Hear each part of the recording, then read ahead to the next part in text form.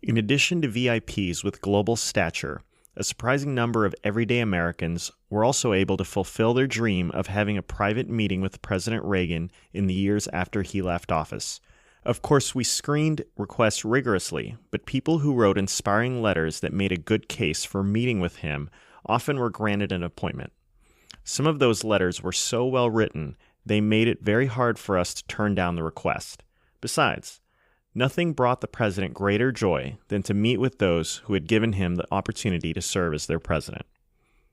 One such request came from a Pacific Northwest family whose son had Asperger's syndrome, a form of autism, who was fixated on Ronald Reagan.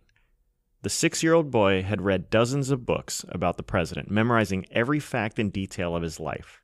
The letter from his family described how he talked about little else apart from when he was going to get the chance to meet his hero.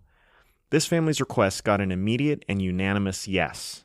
I think the president was as excited to meet the boy as the boy was to meet the president. When I went to the lobby to greet the family, I could see the anticipation on the little boy's face and the excitement in his jumpy movements. He started talking as soon as he entered the office, only pausing for a moment when the president bent down to shake his hand.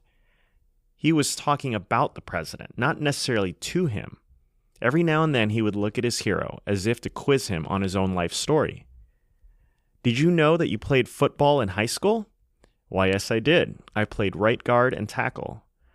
"Did you know that you were a lifeguard and saved 77 lives?" "Well, yes, I was, and yes, I did," the president replied with a grin. On and on the little boy went, and the president loved it. Sometimes the president was surprised that he got the answer wrong.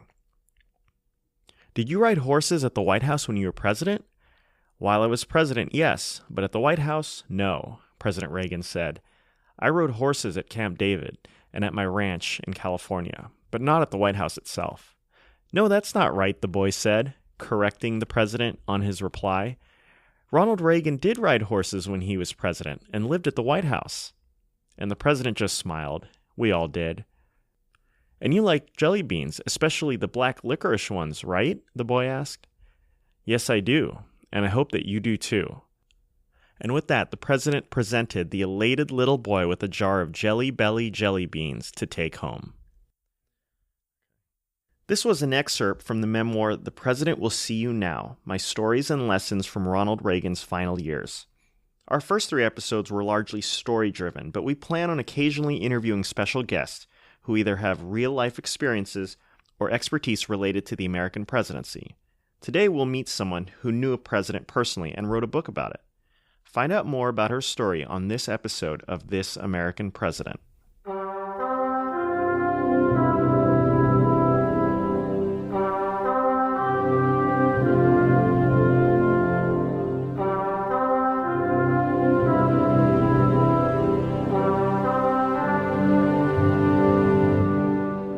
So today we have a special guest, someone who got to know a former president and first lady up close.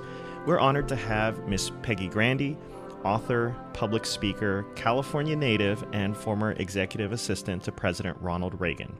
She recently wrote a book titled The President Will See You Now, My Stories and Lessons from Ronald Reagan's Final Years. It's a wonderful book about her time serving President and Mrs. Reagan and how she and her family became very close to them. Peggy, thank you so much for coming onto the podcast. Thank you, Richard, so much for having me on today. Thank you. I really enjoyed your book, and I'm glad that we are able to get you on our program. And one thing I wanted to ask, as a presidential junkie, I really appreciate how you said that you have been interested in presidents ever since you were a kid. What sparked your interest in presidents?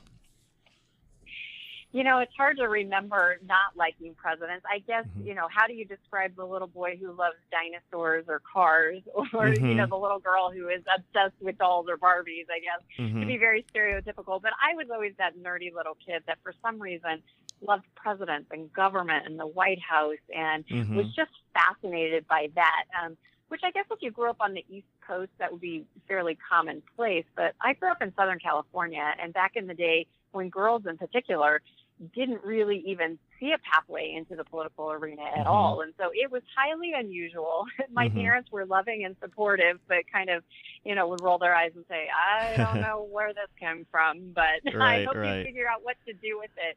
Never imagining that my life would come full circle, and not only would I get to see the political arena up close, but be able to jump into it and be part of it for so many years, and with this iconic man and first lady. It was really remarkable.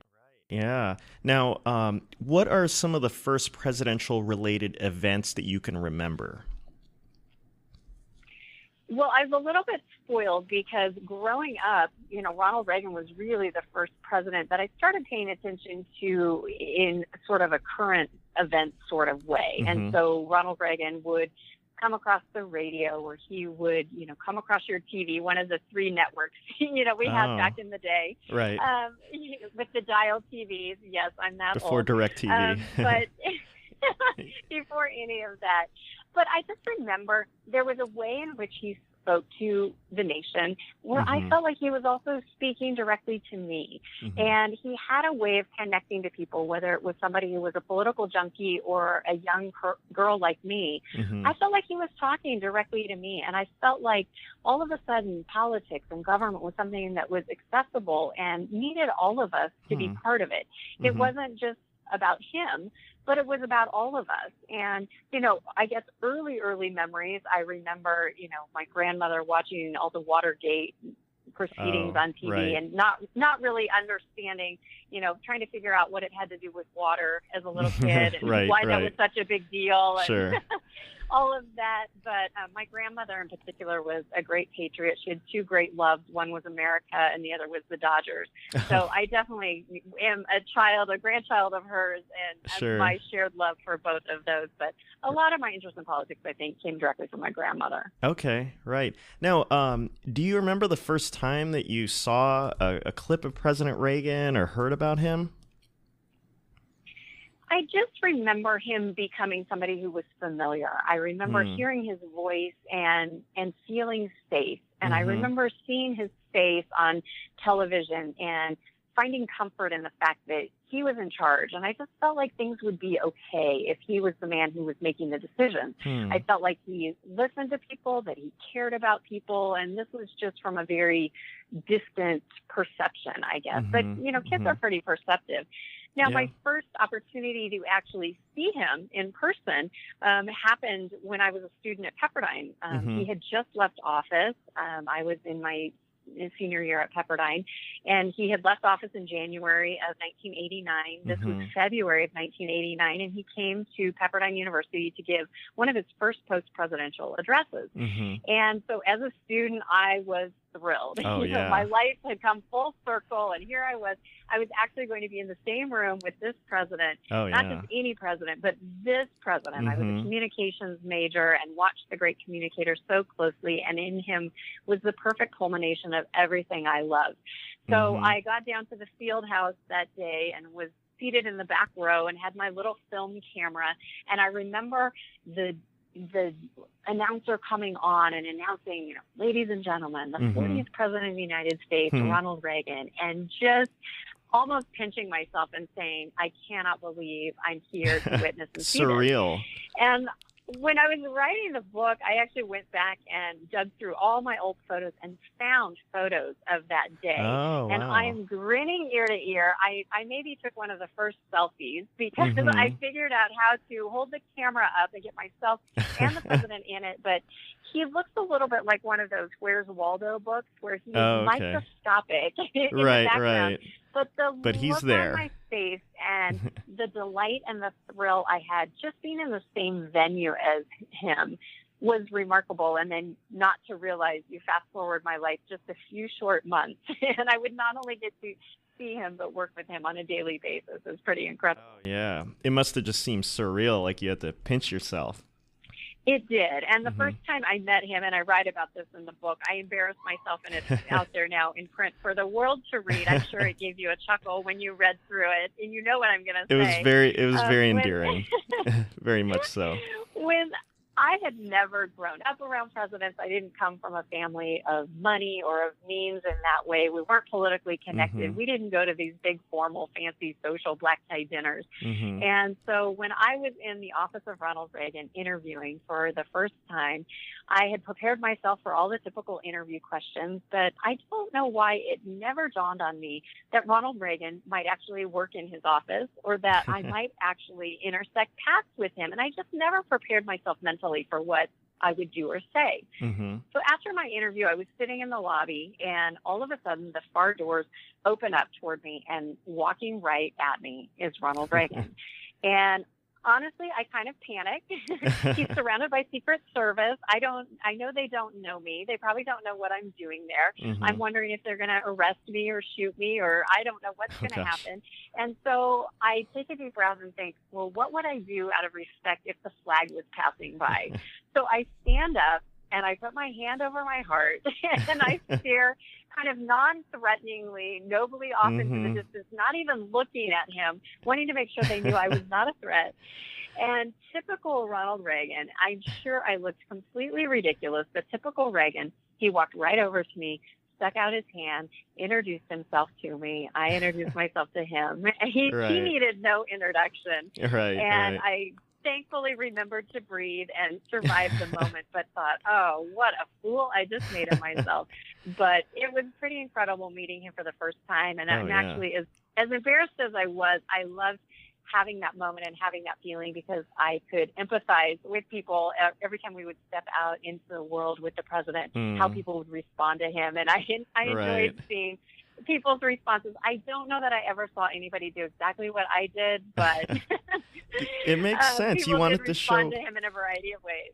Right. Well, you wanted to show him respect, and that's exactly what happened. So yeah. I did, and a little embarrassing, but it was very heartfelt. Right. Now, I was very fascinated just about the story of how you got the internship and how that turned into a job. And so, here you are. You were a college student. You mentioned that you weren't from the East Coast, or that you'd had any big connections or anything. And next thing you know, you end up interning for in your dream job, and then getting your dream job. So could you talk a little bit about that process? Sure. Well, I was so fortunate to be raised by a man, my father, who believed that somebody has got to have that job you want, and it might as well be you. And I grew up with a man who raised me with a mindset like that, but somebody's got to do that amazing thing, and it might as well be you. And so when Ronald Reagan came back from the White House back to Los Angeles, I was a student at Pepperdine. I was a communications major. Politics was kind of like a hobby of mine. It was something I never thought I would go into, because I didn't see that as a realistic path. But when Ronald Reagan came back to L.A., I thought, somebody's got to work for him, and I wonder if it could be me. So I took a chance. I wrote a letter, old school letter, typed it up, sent it off, imagining I would never even hear from them. And one day, standing in my dorm room, the phone rings, and it's the office of Ronald Reagan calling me in for an interview. So I was thrilled. I was terrified. And I thought, if nothing ever happens of this, just the opportunity to step foot in his offices and to see what it's like would be the thrill of a lifetime. So I went in for my interview. Things went really well. I actually was hired on the spot that day to start for what I thought would be a short-term internship as I was graduating. I was in my final semester of college. And at the end of that semester, they asked me if I would stay on full-time. I started working as the executive assistant to the chief of staff. And then ultimately, Ronald Reagan's longtime executive assistant he had since before he was governor retired. And they asked me if I would take that job. So certainly not a job you say no to, but at the time I was 6 months pregnant with my first baby. I actually had gotten married and had 3 of my 4 children while I was working for the president. So I wasn't quite sure how the juggle of life was going to work, especially in a role like that. But the Reagans were tremendous. They were always supportive. This was back in the day before all the laws mandated that they hold my job or be good to me during those periods of time. But they were always so supportive. And as you know from the book, really embraced not only me and my support role to the president, but my family as well. And I'm forever grateful for that. Now, you mentioned your story when you first met the president, and there's a lot of humor in your book, and it seemed that President Reagan's humor humor was really just so timeless. And, whenever you see those clips of presidents telling jokes, he always has the best jokes. Now, are there any that stand out to you that he said either in public or just, among friends? Well, I'm not a joke teller. Okay. So Okay. I wouldn't pretend to be as good as the president in that.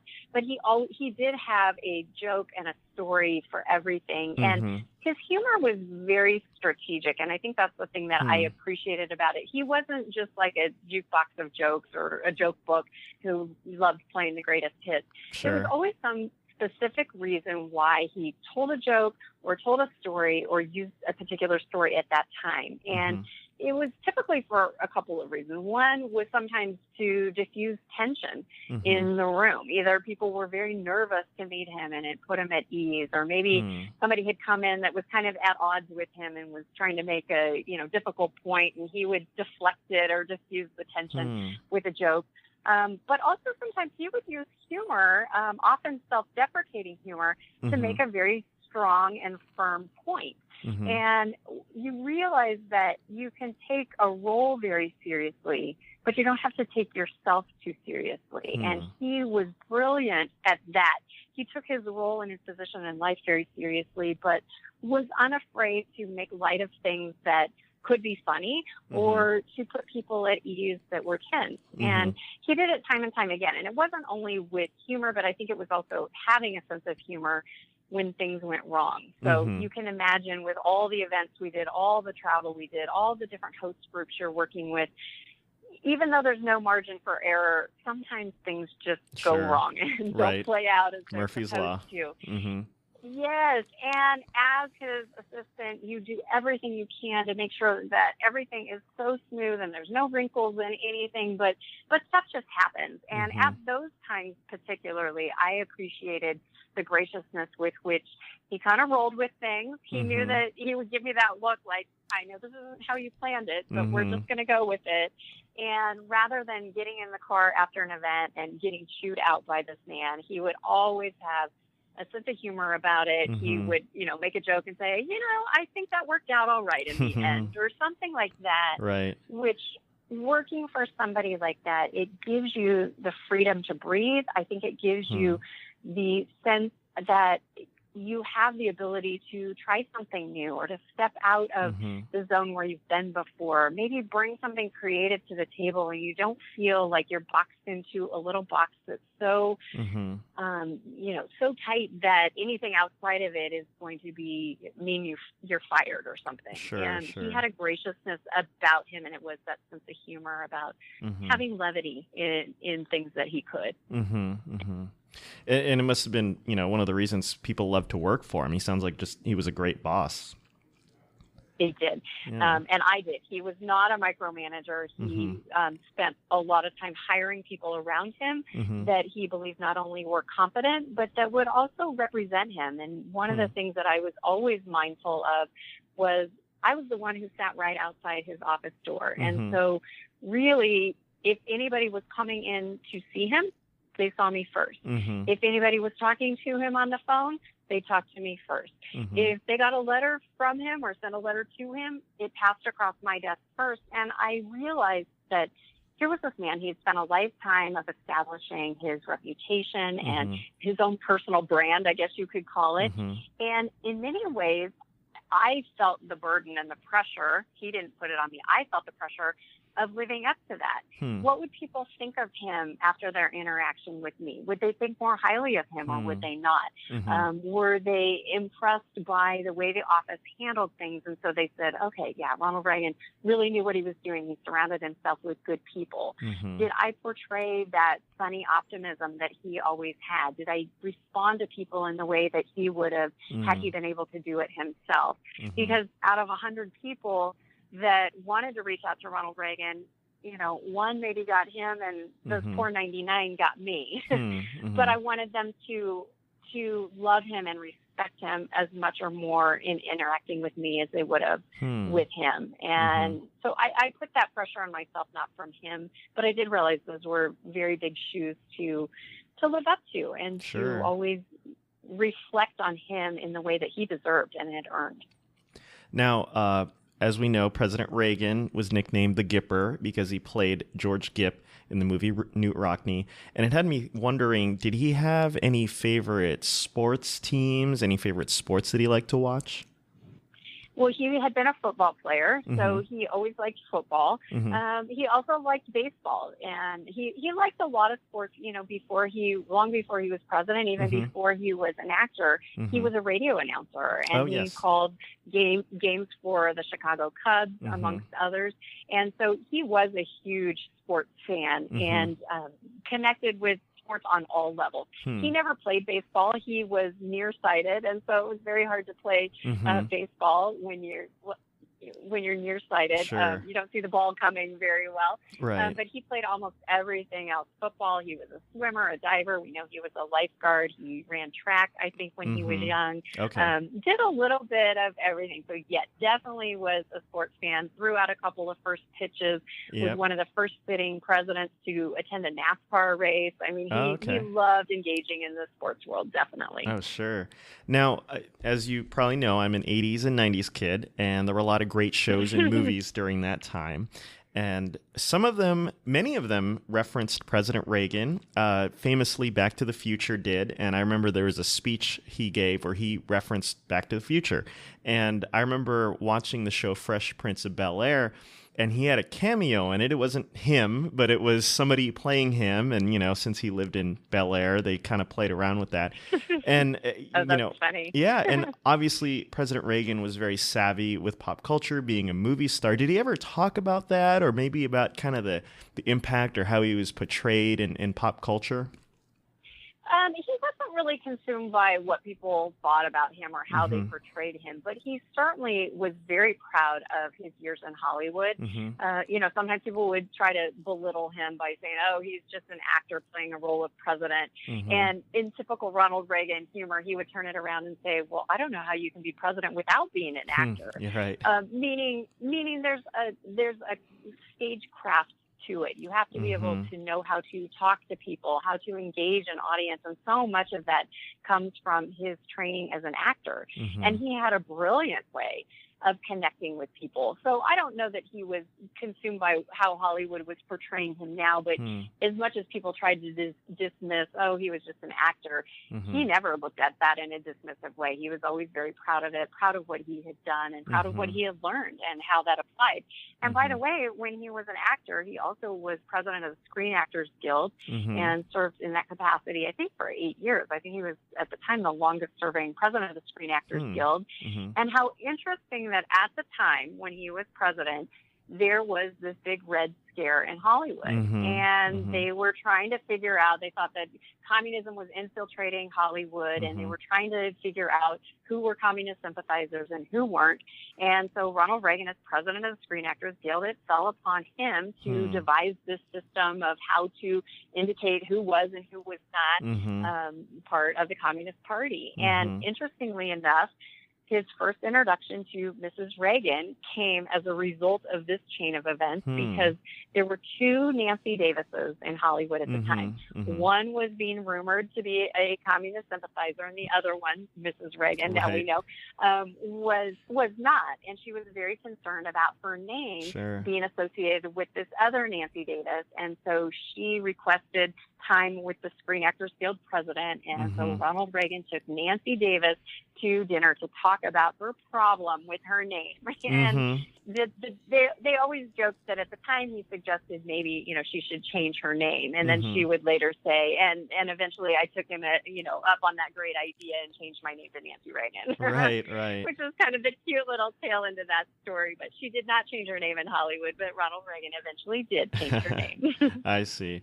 Now, you talk about, that's actually a great segue because you talk about President and Mrs. Reagan's marriage and how it was this example really of opposites attracting, you know, Mrs. Reagan being a bit more reserved, but both of them being very hospitable, both of them loving children. And really, I think their marriage is really one of the great American love stories. And I think people often, they don't realize that they were married for over 50 years. How did they maintain such a strong and grounded marriage throughout his rise to power and just all of the challenges of being a public couple? hmm Well, certainly there is pressure living in the public eye like they did in the fishbowl of criticism. But they always saw it as everybody kind of against them. They never let things drive a wedge between them. So it was kind of the two of them were always an alliance against whatever came up. And to your earlier question about the president's sense of humor, I think that they had a sense of humor with each other, too, and allowed themselves to take their relationship seriously without getting too bogged down in the seriousness of every moment. You know, I write in my book about how on her birthday and on their anniversary, he would buy her 2 cards. And one was kind of a romantic, mushy, sappy card. And the other was something that was a little more fun or funny or humorous. And he would always write something cute and clever in that. And so I think keeping that ability to laugh together and laugh at the circumstances definitely kept them connected. But there truly was an amazing love story. You know, we see in public that adoring gaze that she would give him when he would speak, but that was how she looked at him all the time. Even when the cameras weren't rolling, she just adored her husband, but he had an adoring look for her too. And he would light up when he would see her across the room. And the two of them, if they were even in a large crowd, they always had one eye on each other. And it was almost like magnets being drawn back together at some point from opposite sides of the room, because they would always find their way back together, and they wouldn't just be standing side by side, but he always would reach out and hold her hand or put his arm around her. I mean, they were just very interconnected in such a beautiful, loving, and supportive way, to the point that sometimes, you know, I'd walk out into the outer hallway in the office and catch them hugging or even kissing, and the Secret Service agent on post would kind of have his back turned and his eyes rolled, like, okay, right, all in the job, but part of the job. Give them some space. right. But very, very sweet. And then on, of course, into his later years, to watch her care for him so lovingly all the way to the end was just a beautiful tribute to their love story. Yeah, and it's something I can imagine so rare among such public people. Now, I think anyone who studies President Reagan will just inevitably find out about his character and his integrity. And I remember an interview with Jim Baker, his former chief of staff, saying that he was just a beautiful human being. And you write a lot about how he was just such a perfect gentleman. What do you think were the things that really influenced his character? What or who were the people that helped make him the man he was? He came from small town America, and I think a lot of people, especially when they rise to prominence or power, they look back in a sort of dismissive way at small town America, at the heartland. And that was not who Ronald Reagan was. He was very proud of where he had come from. He came from the heart of central Illinois. He was born in the middle of a snowstorm in a little apartment above a store in Tampico, Illinois. He was very, very poor. His father was an alcoholic. He was raised in the middle of the Great Depression, and you would think all those pieces would not add up to much, and that there wouldn't be much hope or optimism that anything could come from that. But he was raised by a mother of tremendous faith and optimism, and we certainly saw that play out throughout his life. And if you look at the pieces of his life and the pattern, he never looked back on growing up in Tampico or Dixon, Illinois, these tiny heartland towns, as something he needed to overcome. He really looked at them as the very foundation for everything that he would become. The sense of community, of looking out for each other, of knowing your neighbor and helping them in a time of need, of realizing that it's not just the academic elites on the coast that have to step up into positions of power, but when you grow up in a small town, it's your neighbor, or, you know, the man who runs the farm next door who steps up to leadership positions in your small town. And so you grow up thinking that those things are accessible and attainable. And he loved going back to central Illinois. He was always proud of it. Eureka College, his alma mater, he supported Eureka College and continued to visit and send books and send notes and write checks to them up until, his final years. It was just something he would have attributed as being the very foundation for all that he would become. And of course, as a man of faith, he realized that he was living out the life that God had called him to, and was very confident in that. Not in a way that he felt like he was better than anybody else, but he was living out his calling in life. And if you were doing the same, then, good for you. We're all equal. Right. Now, President Reagan lived pretty much through almost all of the 20th century. And so he lived through the World Wars, the Cold War. And of course, in his own life, he lived through Hollywood and politics. And he was such a great storyteller. Did he ever reminisce and just tell stories about, his life and just the historic events that he went through, or the people that he encountered? When he was looking back, it was typically things that had influenced his life. And interestingly enough, was not things that he had influenced. So he was not the one who would talk about all the great things he had done. And when people would come in and start, listing off thank you for this and for that, and thank you for that, you were so amazing, and I can't believe you accomplished this. He was the first one to jump in and say, I was so fortunate to be president of the United States during a time when the American people did great things, and I'm so proud of what we accomplished together. And I think he was proud if he had played any role of that, but he certainly didn't see his role as being more than anybody else's. Although, we would argue probably that his role was very, very influential. Definitely. But he was just a humble man, and he did have great respect and appreciation for the American people, for their hard work, for their ingenuity, for the entrepreneurial spirit that drove them, for their patriotism. And he was most proud of all, I think, looking back on his 8 years as president, that if he accomplished nothing else, he made the American people believe in themselves again. And that was something that he was very proud of, and it was very important to him, because then America could go on. He knew his years were limited in the White House. He knew his years on Earth were limited. But could he invest in the next generation? Could he inspire things to happen for the future? That was always what he was about. And he seemed to have just such great humility, and so that's another very rare quality. Absolutely. And how that can coexist with somebody who was a picture and a pinnacle of strength on the world stage. I mean, here's a man who, yes, he was humble and kind and gracious and all those things, but he had a spine of steel. I mean, he went toe-to-toe with the Soviet Union. He stood at the Brandenburg Gate and challenged, with words heard around the world, the General Secretary of the former Soviet Union to tear down the Berlin Wall. That was a very confrontational remark. The State Department told him to take that comment out. His own close advisors told him to take that out. And he kept putting it in. He was a man of conviction. He knew what he was called to and was going to do that regardless of the cost to him politically. And thank goodness he listened to his own internal voice instead of the voices of others. But he made great change happen, and he did it in a way that he was iron-willed, but still had a very soft, very gentlemanly, kind, tender side to him as well that I got to see. I think that a lot of people saw that strength, especially during the assassination attempt on him. And you saw a man who was very, quite fearless and still maintained a sense of humor during a time when that was very, very alarming. Yes, and even at that time, all the jokes that he said, and Mrs. Reagan, honey, I forgot to duck. They said when they took him into the operating room before he went under, he looked up at the surgeon and he said, I hope you're a Republican. As he had the scalpel in hand. And I love what the surgeon said in reply. He said, Mr. President, today we are all Republicans.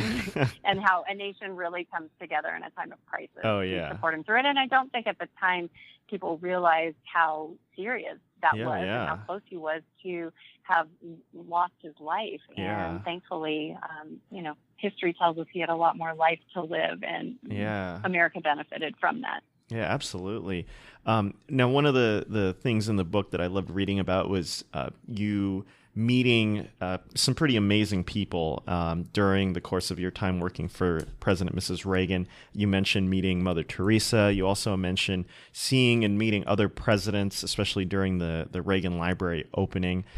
Were there other meetings that really stood out to you? And some of the names that come to mind are people like, Mikhail Gorbachev or Margaret Thatcher, or any of the big players during his time. Yes, definitely. All of the above. Sure. And, without name dropping, you've already been the name dropper. So it was surreal. And for somebody who watches these things from afar for so long, then to get to be in those rooms and to be the photographer who's taking pictures of these private meetings. And if you've ever thought about how we get a photo of a private meeting, when everybody leaves the room, the photographer gets to stay. And so whether it was seeing President Reagan sitting and talking with Margaret Thatcher one-on-one or Mother Teresa, Brian Mulroney was a good friend of his, the Prime Minister from Canada. They had a great sense of humor and, that Irish background connection. That they were great joke tellers and storytellers. Oh, yeah. Being in the room when Ronald Reagan had invited Bill Clinton, who was president-elect at the time, to come into the office, and this former president and this incoming president, one near the end of his life, one just really beginning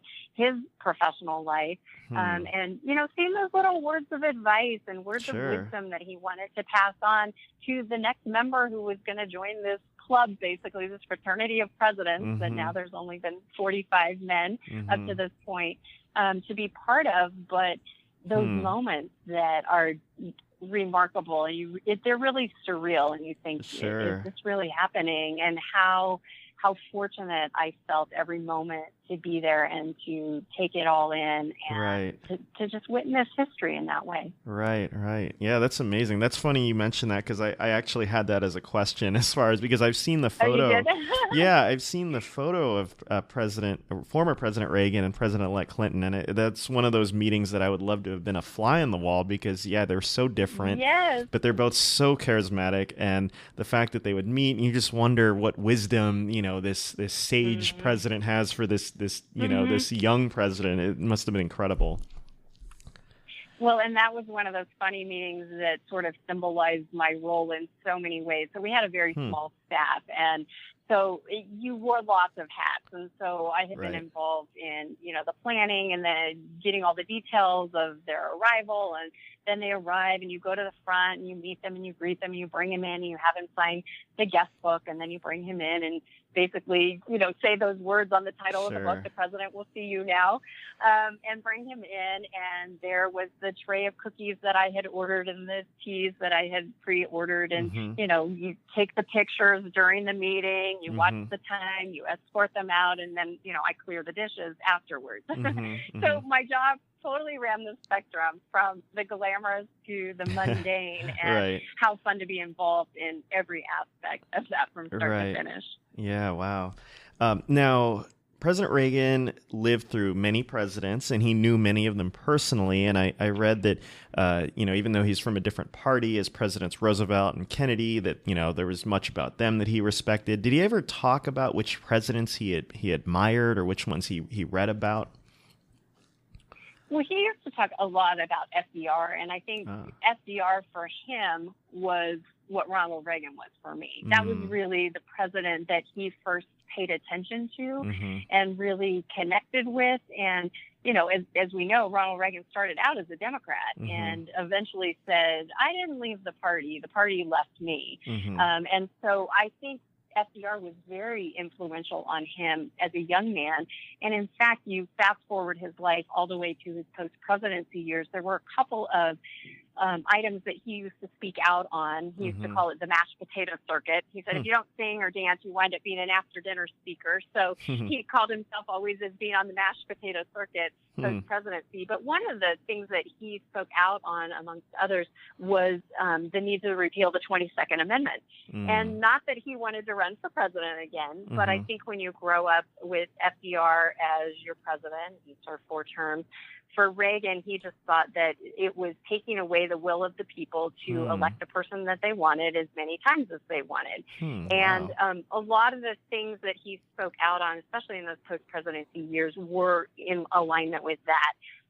He spoke out against gerrymandering and how it was against the will of the people to live and vote in blocks of, of similar thought, and how gerrymandering was really removing the liberty of and the will of the people. And so that was something that was very thematic to him. So I would say FDR. There definitely were others that were influential on him, but I would say that was the number one that kind of created his original framework for what a president is. He was very respectful, though, of all the presidents, and as being a former president, it would be easy to backseat drive, but he was always very careful about that, especially with his vice president going on to be president. He was very respectful of George Bush and only inserted his opinion when it was asked for, and just maintained a great positive friendship and relationship, especially with George Bush. Now, whenever I see President Reagan's speeches, I think that one of the things that comes to mind is just how comfortable he was with himself and just how optimistic he was about the future. And I think people can forget that, he came into office during just such a very difficult time with the economic crisis and always the threat of nuclear war. And there was, any president obviously has to deal with domestic opposition. And how do you think he was able to maintain that grace and that confidence?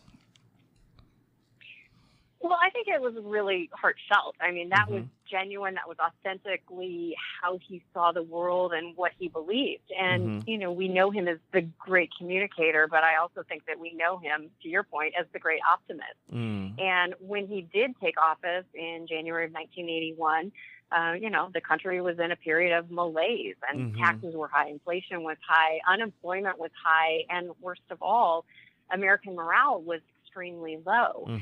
But he took office, and on day one, he started using language like, it's morning in America. There's a new dawn ahead. There's a shining city on the hill, and we're all part of it. And just by speaking in those terms, on day one, nothing was different in America, and yet the perception had entirely changed. And it goes to show how it wasn't just optimism that got the work done. He also implemented policies, of course, that supported and helped. But with optimism, he did reignite the ingenuity and the entrepreneurial spirit and the interest in the American people of getting back to work and working hard and building and growing and creating and doing and expanding in ways that they hadn't for a long time. And he didn't do all that himself, but he certainly, ignited the spark in people all across the nation and around the world to believe again that it could be done and that it would be possible. Yeah, and so there's kind of an aspect of President Reagan, I think, that is a bit mysterious to people, especially academics. And here was a man who had a very different background than many of the political and academic elites. And so, as you mentioned earlier, he was somebody that they could dismiss or underestimate. And yet, President Reagan very early on believed that we could actually win the Cold War. And from what I've read, that was something that some people ridiculed, or, a lot of people felt that wasn't possible. But ultimately, history proved him right. And I think you're seeing a lot of historians recognizing that. And a lot of them are kind of trying to figure out, how did he know this? What was this wisdom or insight that he had that so many other brilliant people missed? And you knew him personally, what do you think that was? How was he able to see something that so many other people didn't see?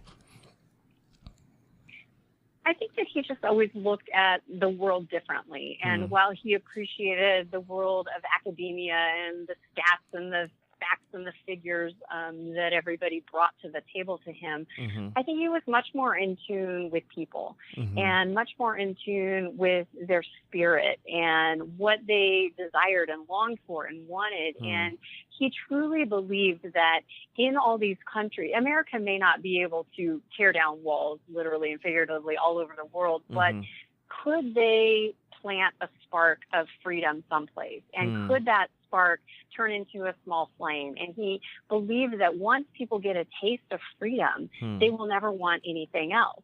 And whether it was in Poland or the Czech Republic or, the former Soviet Union, these were places that we maybe planted a spark of freedom, but it was the people in each of those countries that then put pressure from the inside. We put pressure from the outside.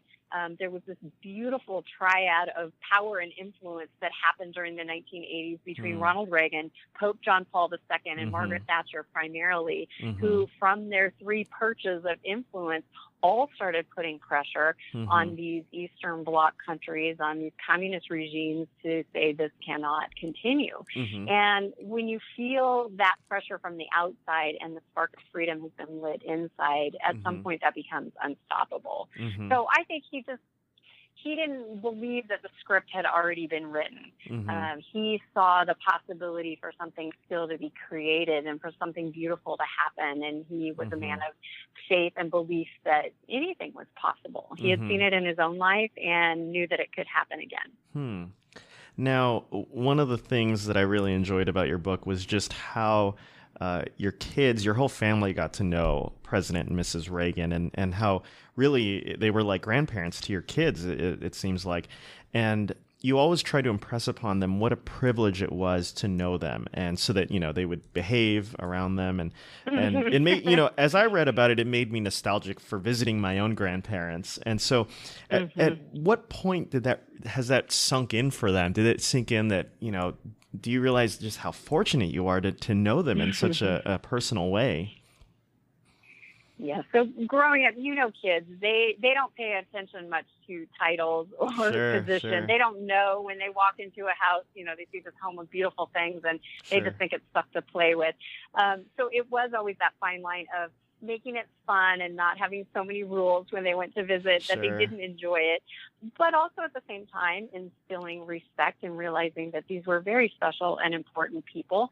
And as much as their experience, they couldn't quite grasp it. Sure. I would say in a similar way, I couldn't even really grasp it. I was very young, and I knew that those were incredibly special years. I knew that I was working for a great man that had been admired and respected around the world, but history even looks back at him not just as a great man, but a giant among greats. And that's the perspective of time and the perspective of history that you don't get at the time. And maybe it was even better because maybe that would make you a little more nervous or stifled in your response if you felt the weight of history with every move you made, rather than just feeling the honor and the privilege of having a relationship with this person that you knew so many people would have loved to have had. And so it sounds like you must have been incredibly busy. And so at times you almost had to kind of,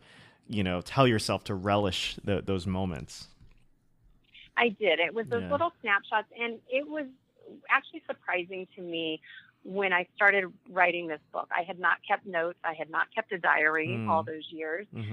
But when I re-immersed myself in those years and in those days and in those moments, they came back to me. And those very vivid snapshots I had taken in my mind, I could go back to those. And it was as if I was there. And from my book, there's a lot of detail in there. And I can see it. I can picture it. I can smell it, feel it, visualize everything. And so the detail I write with is from those snapshot images that I'm so glad I took in my mind all those years, because in a lot of ways it was a blur. It was a blur. And I went home from a job like this and traveling all over the place to a house full of little toddlers that didn't allow you the luxury of, let me tell you how great my day was with Margaret Thatcher. They don't care. They want dinner. True. Right. Well, so when I was a kid, I do remember hearing about President Reagan's diagnosis, and I remember my family talking about it. And of course, I was too young to know what that meant when he was diagnosed with Alzheimer's. And pretty much from then on, the Reagans, began to fade from public view, and there are very few pictures we have of that time. But you were there. I mean, you saw what pretty much very few other people saw. And one thing in your book that was very helpful for me was to just talk about just how courageous that was, how courageous it was for them to be so vulnerable and wanting to bring light to this affliction. So what do you hope future generations take away from that part of their story? Probably several things. I mean, one, as public servants, Ronald and Nancy Reagan chose to be completely public servants, and that means to serve the interests of the public above and beyond their own. When you get such a devastating diagnosis, I don't care who you are, the tendency probably would be to run, hide, retreat, feel sorry for yourself. And the Reagans probably could have moved up to the ranch and never been seen again, and people might have speculated or written stories about it, but there just never would have really been any confirmation officially about it. But that's not who they were. And so when he got this diagnosis, like they had done when she had breast cancer, when he had had some cancer scares, they went public with it, knowing that their voice and their platform could bring light to an issue and to an affliction that other people suffered with. And Alzheimer's, unfortunately, was one of those diseases that many families suffered with, and it was something that they were very ashamed of, and it was something people didn't talk about, and there wasn't really an open dialogue or support for people who were dealing with that. And we now have the luxury of even knowing what Alzheimer's is, really, because Ronald and Nancy Reagan came forward. At the time, it was senility or dementia, but there wasn't this knowledge of what it is, because Alzheimer's is very specific. I started working for an elderly gentleman. I knew that at the time, and he had all the cute, sweet, quirky characteristics of an elderly gentleman. But something changed, and that change we know now is Alzheimer's, but at the time we really didn't. One of the other things I learned from him walking through those years with him, he left office in 1989. He made the announcement to the American people in 1994. So that was about halfway through my 10 years working for him. And really in 1994, when he wrote that letter, in a lot of ways, America and the world started saying goodbye to him. But I was still saying good morning to him every day for the next 5 years. And he continued to come to the office until the fall of 1999, when he left the public eye, and then actually lived for another 5 years, almost 5 years after that. And to me, that shows that a diagnosis doesn't have to be a death sentence. And certainly adjustments needed to be made in his schedule and the way he did things or the way we did things, and supported him in that. But he didn't just go home and sit around and wait for symptoms to worsen. He kept pressing forward full throttle in life and doing as much as he could for as long as he could. And I really admired that, and it gave me a new appreciation for dealing with a long-term ongoing illness like that. It is what you make of it, and eventually you succumb to it. But in the meantime, can you keep going? Can you keep things in your life that you enjoy and you love, and keep a routine? And some days it may not work, but maybe tomorrow it'll work better. And to just keep trying to press forward and not just retreating and giving into the decline. He was always optimistic, always hopeful, always looking forward. And what a remarkable impact that left on me, especially as a very young person, watching that. And it would have been remarkable for anybody, but especially for that man to face life and death that way. Yeah, and it's interesting because, you had mentioned if they would have just kind of, not told anyone about that. And, the presidency is full of stories of presidents hiding, their health or things of that nature. And so, I hadn't really thought about that side of it, but they were so public, servant-minded about that. And I think there's just a grace and a peace they had about that whole thing, as difficult as it must have been. Yeah. And, I chose to write about those years. I mean, certainly I worked for the man for 10 years. I knew him, visited him up until not long before he passed away. So for 15 years of my life, I was connected with him. And I wanted to talk about those years in a way that was revealing, because those are years that nobody really knows much about. What happened to him after he left the White House? Right. But ultimately wanted to be very respectful at the same time. But I told my story because I think people wanted to know, was he cared for? Was he content? Was he, what were those years?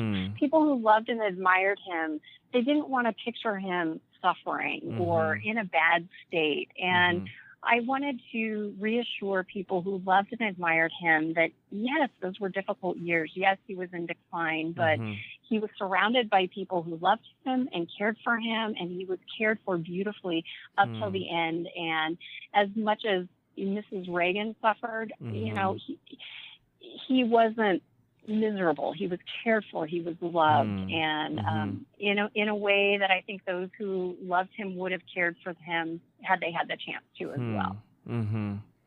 Yeah, that's amazing. And I think for Mrs. Reagan especially, I can't imagine what that must have been like for her, and just how she, you know, to cope during that time must have been so difficult. Yeah. She was a great champion of his life, also a champion of his legacy. She was a remarkable woman of strength and poise and graciousness. I mean, I can't fathom how difficult life was for her, and yet she continued to interact with the office staff in ways that were supportive and loving, and we were all figuring this out together. It was all uncharted territory. In fact, I remember trying to go out and find one book on anything related to Alzheimer's. And, you know, I found one book that had something kind of to do with it, but, you know, Nancy Reagan couldn't exactly go to a support group to talk about things. And nor could any of us in the office. So we kind of were our own support group and really just figuring it out together. And she led that coalition, so to speak, with just such a ferocious defense of her husband and his ability and his right to live life fully and as long as it could, and really became a champion and a voice for him in ways that I'm sure she was uncomfortable with. She always liked being behind her husband and behind the scenes, and she really stepped into the forefront and began to speak out about the need for Alzheimer's research. She began to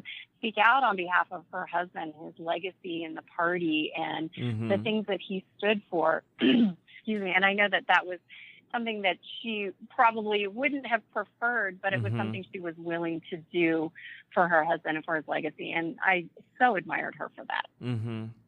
Yeah. Now, one thing you mentioned in your book is that, you know, President Reagan came into office after a very difficult time. It was the late 70s, and he was dealing with incredible challenges, and he had that reassuring presence. And you can't help but kind of think of today and the challenges today. You know, people are fearful for the future of the country. What do you think he would say about today's world? And just would he still have that same optimism that he had at the time? I know he would, because regardless of circumstances, you know, he was always one of these that believed you can't control everything around you, but you can control your response to it and how you look at it.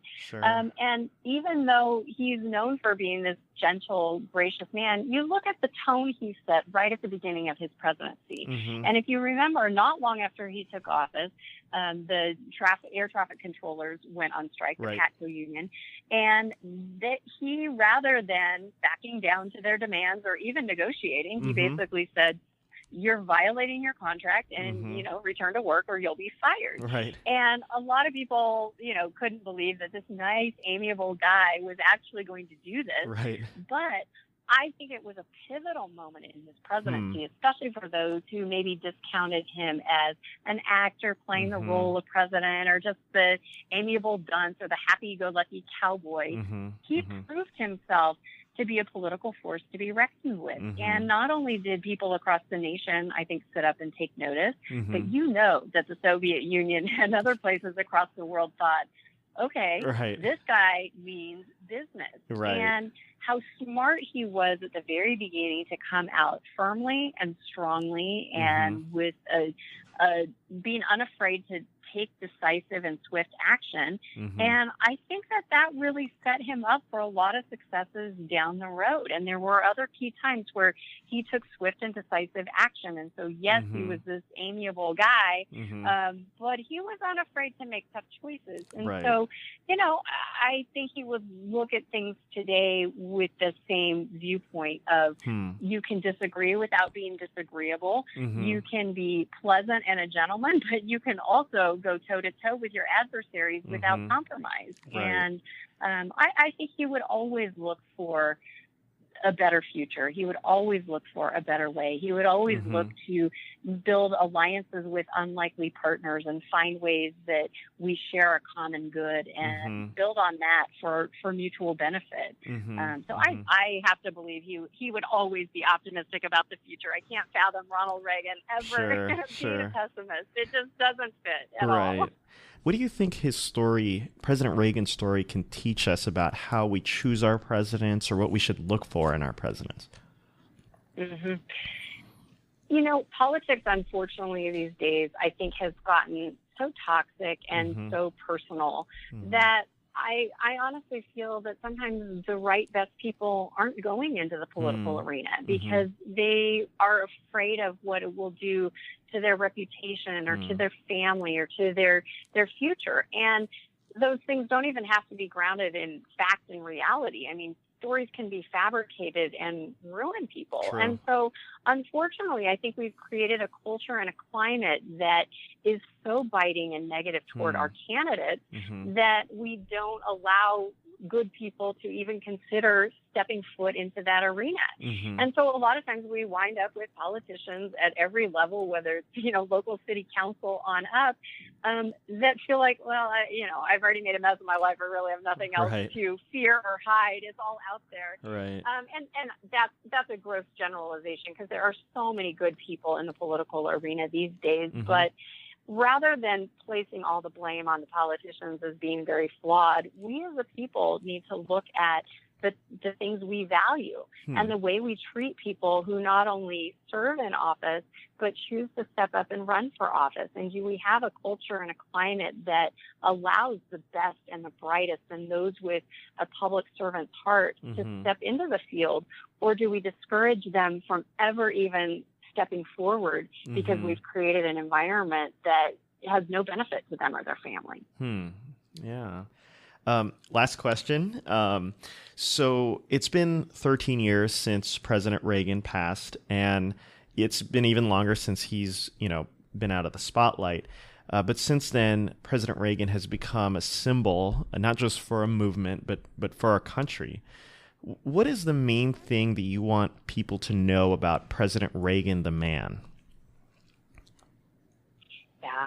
Wow. There's so many things about him, the man, and the legacy he left. And he certainly left a lasting legacy in me. But I honestly believe he's left a piece of himself in all of us and in the very landscape of our country. And we look back on his life and the leadership of his years and the legacy he left, and we long for those days of kindness and civility, of gentlemanliness, of patriotism. And we should not think that all of that was tied to that one man. We all are a part of the beautiful mosaic of Ronald Reagan that has been left and scattered far and wide across the nation and around the world. And once again, those little pieces of his legacy can easily be reassembled to recreate the beauty of America that is strong and proud and shines the torch of freedom around the world and is strong on the world stage and strong militarily and believes once again in ourselves. And that wasn't tied to one man. That was left behind one man and exists in all of us. And so if we, the people, truly decide that this is the direction that we want as a nation, that's possible again, even without him. Yeah, wow. Well, Peggy, it's been such a pleasure chatting with you. We really appreciate the time you've been spending with us tonight. For our listeners, make sure you check out Peggy's book, The President Will See You Now, My Stories and Lessons from Ronald Reagan's Final Years. And you can check out her website at peggygrande.com. Peggy, is there anything else you'd like to add or plug? Thank you so much for having me on today and for giving me a chance to talk about the book. It's available in hardback, it's on ebook, and also there's an audiobook that I read myself. And so I know a lot of people are enjoying the ebooks these days, and I did read it myself, which I think brings a certain authenticity to the story. And I will truly take you along with me to work. You'll get to see him as I saw him, go to his home, travel with him, be alongside him in those final years of his life. And I really hope that your readers and your listeners will enjoy what they find in the pages of my book. And I hope they'll reach out to me and tell me what they thought of the book. I would love to hear their stories and what they think as well. Absolutely. Yeah. Well, thank you so much.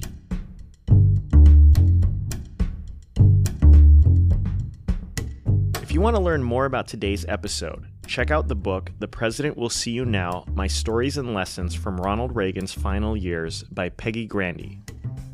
This American President is produced by myself, Richard Lim, and Michael Neal, with creative consulting from Emily O'Connor. Special thanks to my dad, Bert Chu, who created our website. Find us on the web at thisamericanpresident.com for show notes about this and all future episodes. Follow us on Twitter at thisamerpres for updates. So just a few parting thoughts before we end. I was very fascinated in how she mentioned that Reagan talked a lot about President Franklin Roosevelt. One thing that's really interesting to me about that is that there are people that love Ronald Reagan and absolutely abhor Franklin D. Roosevelt. And obviously there are people that love FDR and hate Ronald Reagan. And it's very interesting to me that Reagan, even after his presidency, even after all that he did, implementing conservative policies, he actually still, in his later years, still loved FDR. And I think it shows that the connection sometimes that presidents have are not necessarily purely based on those partisan kind of, topics. They're based on that, what that person did at that moment, the impact that they had on the American people. And it seems that FDR is somebody that, regardless of how people felt about his policies, he had that connection with people. And I think that President Reagan today, even among Democrats, I think his stature is changing. They realize that they are operating in a post-Reagan world, that that he remains one of the most, if not the most influential presidents in the last 30, 40 years. And so I think that it's fascinating to see sometimes that impact happen over two different groups that disagree on so many things. She also mentioned the 22nd Amendment, which essentially created the two-term limit. That actually wasn't in the Constitution before, but because of FDR running over and over and over, the Republicans were so bitter about that they actually said, okay, no more. No president can serve more than 2 terms. And a lot of people thought that was a very petty thing at the time because it was kind of like this attack on FDR. We couldn't beat him, so we'll make sure there's no other FDR, right? But I thought it was fascinating. Peggy mentioned that Reagan was against that amendment, an amendment that, the Republican Party, his party, pushed through.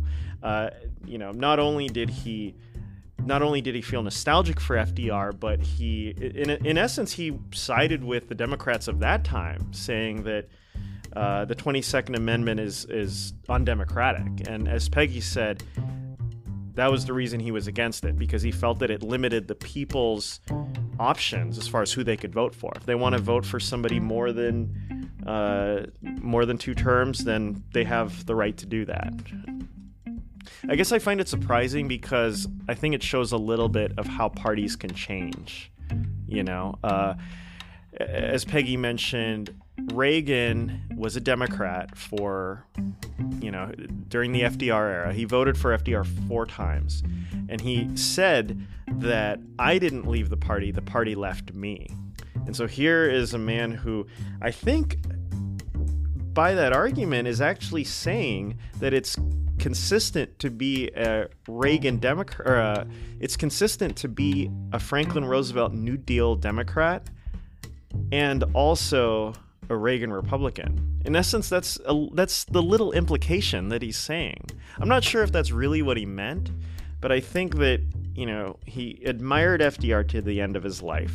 He believed that the 22nd Amendment by the Republicans, limiting presidents to 2 terms, was undemocratic. And so in a sense, he's kind of saying that, I guess in a sense he's saying that there's no contradiction between the two. And yet you have people that hate FDR and love Reagan, and hate Reagan and love FDR. I'm Richard Lim. We're back next time with more This American President.